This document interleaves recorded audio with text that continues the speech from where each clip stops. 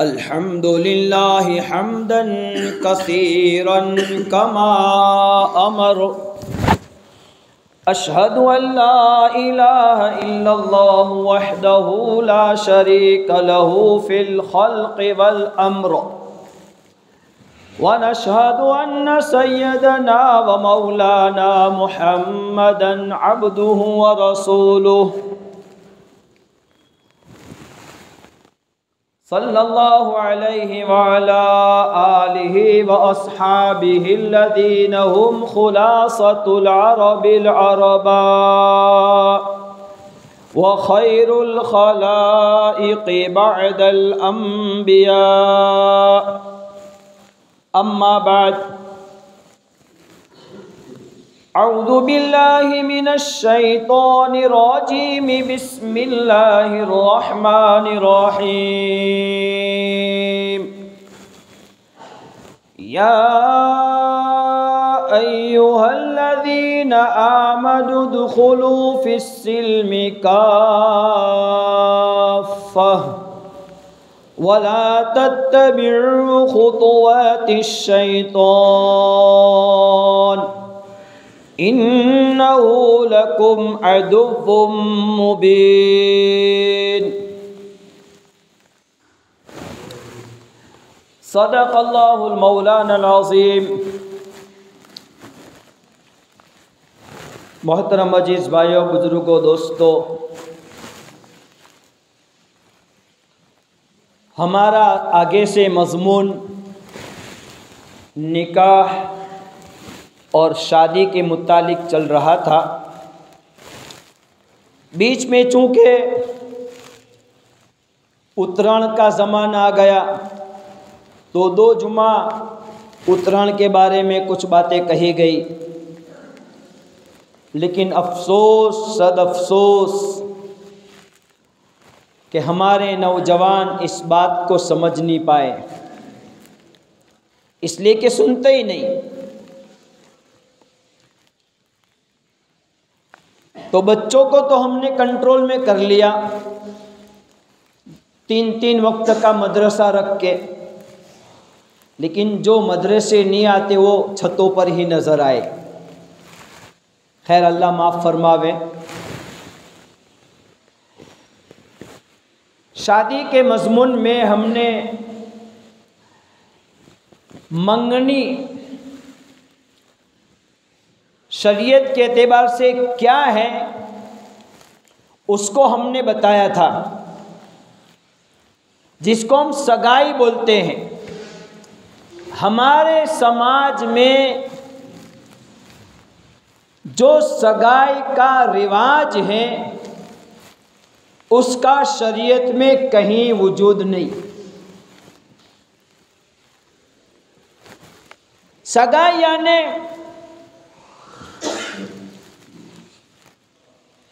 लड़की वाले और लड़के वाले की तरफ से बात का पक्का होना, ये सगाई।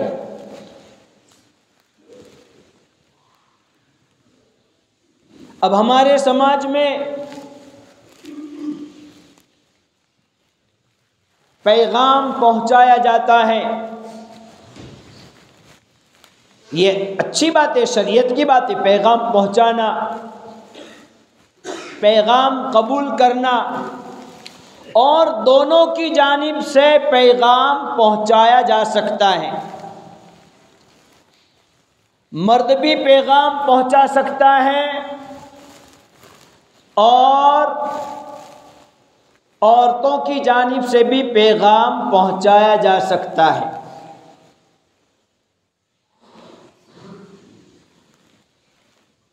खुद नबी करीम सल्लल्लाहु अलैहि वसल्लम का पहला निकाह, उसमें औरत की जानिब से पैगाम आया। उसके अलावा बहुत सारे निकाह में प्यारे आका ने पैगाम पहुंचाए। दोनों तरफ से पैगाम पहुंचाया जा सकता है।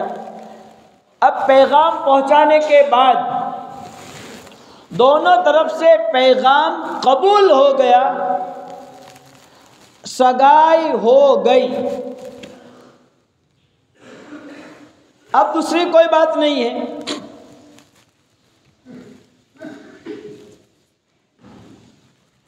इसी को सगाई बोलते हैं। अब सगाई में पैगाम पहुंचाना, पैगाम पहुंचाने के बाद बात कबूल हो गई। बात कबूल होने के बाद फिर दोनों पक्ष, दोनों तरफ से आदमी जमा हो, फिर तारीख तय हो, फिर तारीख के दिन सबको जमा करो, खाना खिलाओ और फिर पोंछ फाड़ो। और पोंछ फाड़ने को इतनी अहमियत देते हैं, फला हाजिर नहीं, फला हाजिर नहीं, फला को बुलाओ, फला को बुलाओ, अरे उबारो पोंछ मत फाड़ो। ये कहां से आया?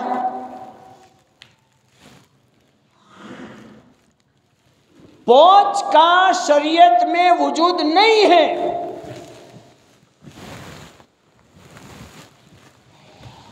ये समाज की तरफ से बनाया हुआ एक कानून है, शरीयत में उसका कोई वजूद नहीं। अब उसके लिए मजमा इकट्ठा करना, खाना खिलाना। अभी मौलाना ने निकाह के मौके पर यही तो हमको समझाया है कि जितना पैसा हमारा खाना गैर रिवाजी खाना खिलाने पर, रिवाज वाले खाने, गैर रिवाजी नहीं, रिवाज वाले खाने खिलाने में खर्च होता है, अगर इतना पैसा बचाकर हमारी समाज के गुर्बत के दूर करने के लिए कोई इंतजाम किया जाए तो बहुत सौ की गुर्बतें दूर हो सकती है।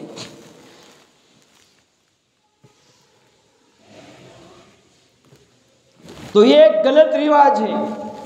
और जैसे मैंने पहले भी कहा था, रिवाज को खत्म करने के लिए हिम्मत से काम लेना पड़ेगा। कोई क्या कहेगा, कोई ताना मारेगा, कोई कुछ कहेगा, उसकी परवाह नहीं। वला यखाफून लौमत लाइम, कुरान कहता है दीन के मामले में, शरीयत के मामले में, सुन्नत के मामले में, अल्लाह के खौफ के मामले में, अल्लाह के डर के मामले में, नबी करीम सल्लल्लाहु अलैहि वसल्लम की इत्तिबा के मामले में लोगों के तानों की परवाह न करो, ये कुरान कहता है। वला यखाफून लौमत लाइम, लोगों के ताने देने की परवाह न करो। जब ये कुरान का हुक्म है तो मैं इसकी मातहती में कह रहा हूं, अगर तानों की परवाह को आप छोड़ोगे और लोगों के ताने बर्दाश्त करोगे, एक एक ताने पर एक एक करोड़ नेकियां मिलेगी। अब इसकी परवाह न करें।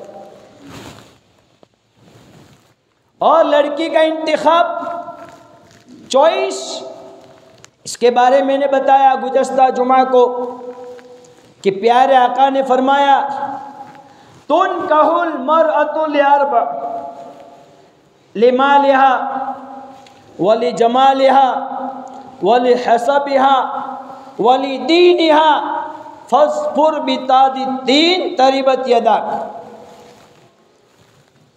औरतों का इंतिखाब, चॉइस, ये उसके माल के हिसाब से की जाती है कि जिस लड़की को मैं चॉइस कर रहा हूं वो मालदार है कि नहीं, वो खूबसूरत है कि नहीं, उसका खानदान, कुंबा, कबीला बड़ा है, ये है कि नहीं, और एक चॉइस दीनदारी वाली है कि लड़की दीनदार है कि नहीं। प्यारे आका ने फरमाया,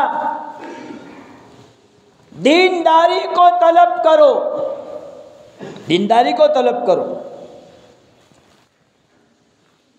अबुल अस्वद दुवेली नहव के इमाम हैं, हजरत अली रज़ी अल्लाह ताला अन्हु के शागिर्द हैं। नहव का जिसने इजाद किया, आप लोग तो नहीं समझोगे नहव को, अरबी व्याकरण, अरबी सीखने के लिए जिन मवाद की ज़रूरत पड़ती है उसमें सबसे आला मवाद जो है वो नहव है, नहव। तो नहव को इजाद करने वाले अबुल असद दुवेली अपने निकाह के 30 साल बाद, बहुत बड़े पॉइंट की बात कह रहा हूं, जरा गौर से सुनो, 30 साल के बाद अपने बेटों को यूं कह रहे हैं कि ए मेरे बेटो, आप जो दीनदार हैं, आप जो समझदार हैं, आप में जो अल्लाह का खौफ है, अल्लाह का डर है, अल्लाह की मोहब्बत है, अल्लाह की अज़मत है, हज़रत नबी करीम सल्लल्लाहु अलैहि वसल्लम के तौर तरीक़ पर चलने का जो एहतिमाम है, सुन्नत नबवी की पैरवी है, ये एहसान मैंने आपके वजूद में आने से पहले कर दिया था। बेटों को ताज्जुब हुआ कि हमारे वजूद में आने से पहले आपने हम पर एहसान किया, ये कैसे? कहा मैंने मेरे निकाह के मौके पर ये नहीं सोचा मेरी दुल्हन कैसी होनी चाहिए, मेरी बीवी कैसी होनी चाहिए, ये नहीं सोचा। मैंने ये सोचा मेरे बच्चों की माँ कैसी होनी चाहिए।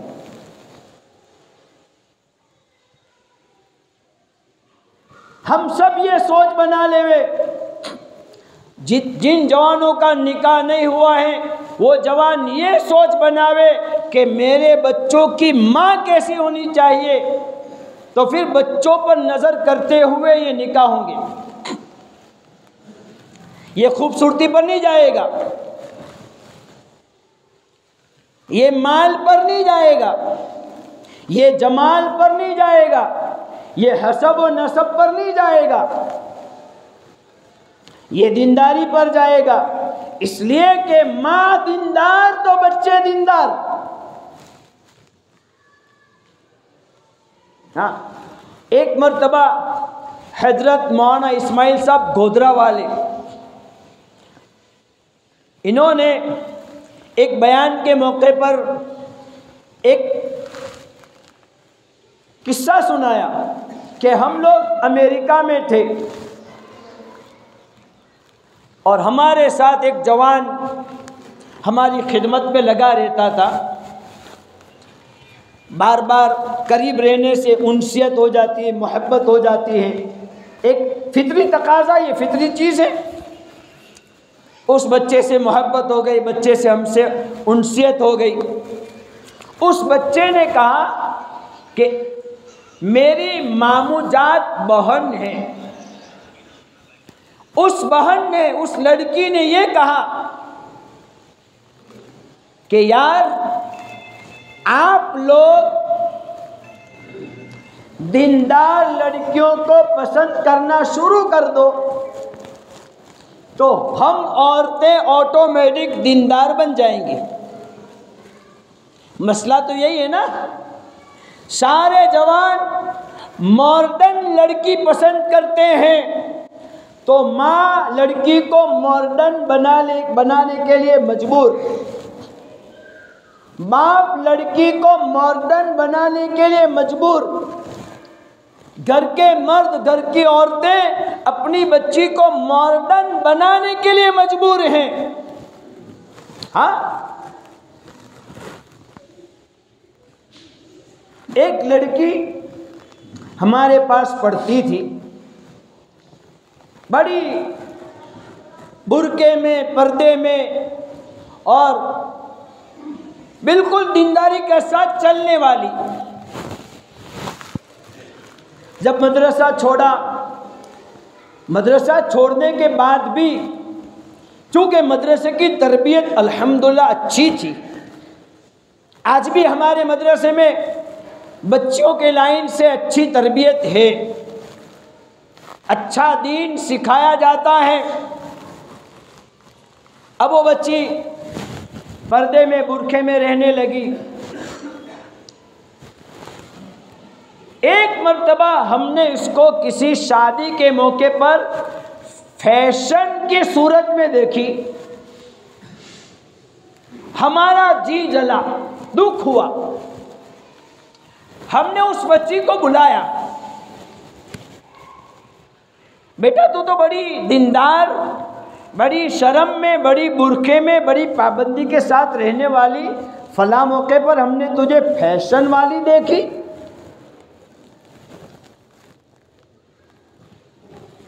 उस लड़की ने रोते हुए हमें जवाब दिया, मौलवी साहब मेरी माँ ने मुझे मजबूर किया फैशन वाला लिबास पहनने पर, और ये कहा बेटी तू फैशन वाला लिबास नहीं पहनेगी, फैशन वाली बनकर नहीं निकलेगी, तेरा निकाह कैसे होगा।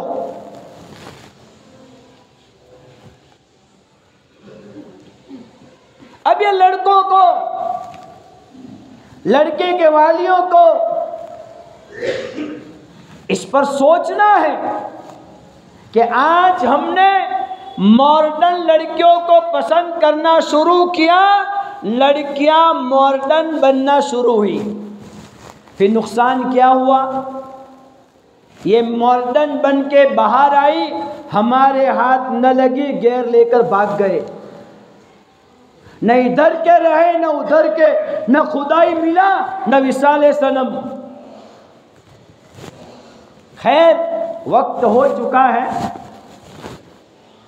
इसलिए वालियों से ये दरख्वास्त है, नौजवान बच्चों से ये दरख्वास्त है, जैसे अबुल असअद दुवैली रहमतुल्लाह अलैह ने अपना ज़हन बनाया कि बच्चों की माँ कैसी होनी चाहिए, ऐसे बाप ये सोचे कि मेरे बेटे की बहू जो आइंदा माँ बनने वाली हैं, तो मेरे बेटे, मेरे पोतों की माँ कैसी होनी चाहिए।